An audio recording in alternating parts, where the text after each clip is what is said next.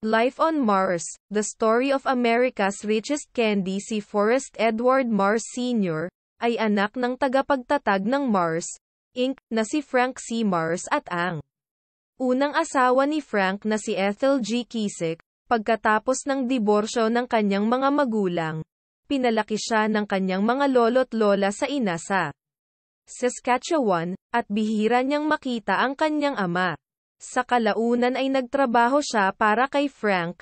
Ang ideya ni Forrest para sa Milky Way Bar ay naging isang bestseller, at nagtatrabaho sa kanilang planta sa Chicago. Pinangangasiwaan niya ang pagbuo ng mga bar ng Snickers at Three Musketeers. Noong 1932, lumipat siya sa England kung saan nilikha niya ang Mars Bar at Maltesers, at bumili ng isang delat ang kumpanya ng pagkain ng aso. Nang bumalik siya sa US, sinimulan niya ang food products manufacturing, itinatag ang Uncle Ben's Rice Line, Pedigree Pet Food, at lumikha ng M&T. Sa pagkamatay ng kanyang ama, pinagsama niya ang Mars, Inc. sa kanyang sariling kumpanya noong panahon ng ikalawang digmaang pandaigdig.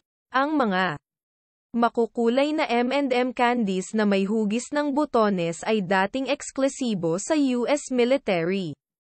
Noong 1932, ang Amerikanong negosyante na si Forrest Mars Sr. ay nagsimulang gumawa ng Mars Bar para sa mga tropa sa United Kingdom.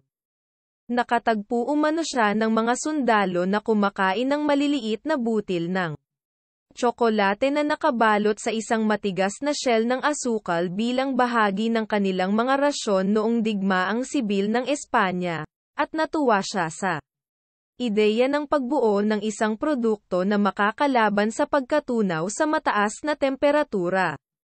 Mamaya ay nakipagtambalan ang Mars kay Bruce Marie, ang anak ng Hershey executive na si William Marie, sa US upang samahan siya sa kanyang bagong pakikipagsapalaran sa negosyo.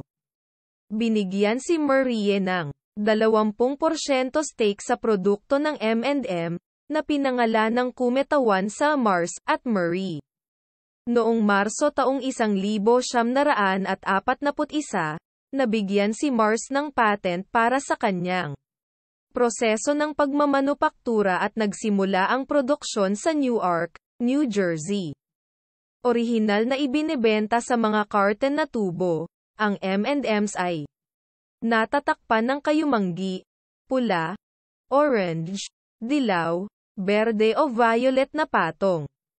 Matapos pumasok ang US sa digmaan, ang mga candy ay eksklusibong ibinenta sa militar, na nagbibigay daan sa init, lumalaban at madaling transport na tsokolate na may sama sa mga rasyon ng mga sundalong Amerikano.